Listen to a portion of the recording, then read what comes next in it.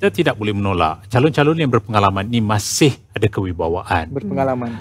Jangan pula kita kata sekarang ni Tun Dr. Mahathir berumur 97 tahun. Kita sokong beliau ketika beliau berumur 93 tahun. Tapi selepas 4 tahun kita menyatakan beliau sudah tidak layak. Ketika ruang yang diperlukan pada 2018, kita tidak melihat kepada umur. Kita seolah-olah bertanggapan kita mahukan personality, karakter politik itu yang dilabel sebagai seorang strategis, seorang pemikir politik berada dengan gabungan pembangkang, mengetuai gabungan itu dengan penukaran beberapa strategi sehingga menumpaskan Kerajaan Barisan Nasional yang sudah berumur 65 tahun ketika itu. Waktu yang sama, kita lihat di dalam kesemua parti gabungan yang wujud, semuanya pemimpin yang sudah lama berkecimpung dalam politik. Datuk Seri Anwar Ibrahim, Datuk Seri Zahid Hamidi, Tan Sri Muhyiddin Yassin dan Tun Dr. Mahathir sendiri.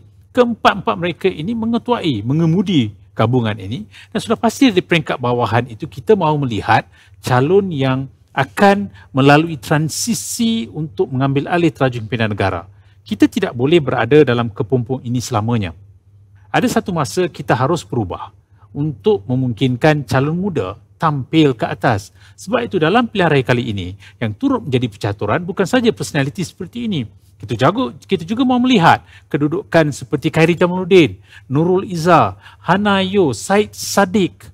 Kemanakah hala tuju mereka? Syahril Hamdan misalnya.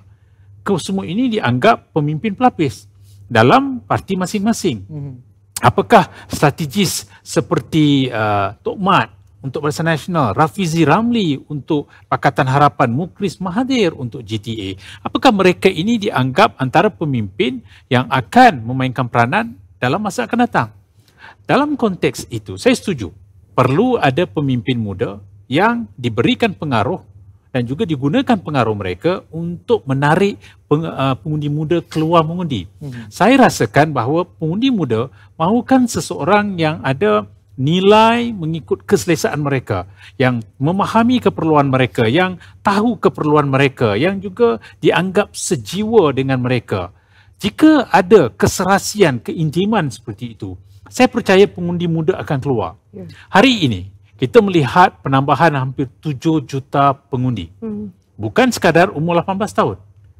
Pada PRU ke-14 kita lihat 14.9. Hari ini 22 juta. 22 juta ini merangkumi yang berumur 18 tahun dan juga yang berumur 20, 30, 40 tahun yang tak pernah mendaftarkan diri mereka sebagai pengundi, secara automatik kini sudah menjadi pengundi. Bermakna mereka ini juga akan mempunyai citra rasa mereka, akan mempunyai harapan mereka, ekspektasi mereka ke atas siapakah calon yang akan keluar. Bagi saya bertanggapan peratusan keluar mengundi akan rendah daripada 2018. Tapi kalau nak menaikkan peratusan daripada apa yang berada di Johor, Melaka, Sarawak, kita harus melihat kepada penampilan calon-calon oleh parti-parti ini. Jika calon ini dilihat, calon inilah yang patut kita berikan sokongan. Kita harus pangkah calon ini. Saya rasakan akan ada pernukaran peratusan keluar mengundi.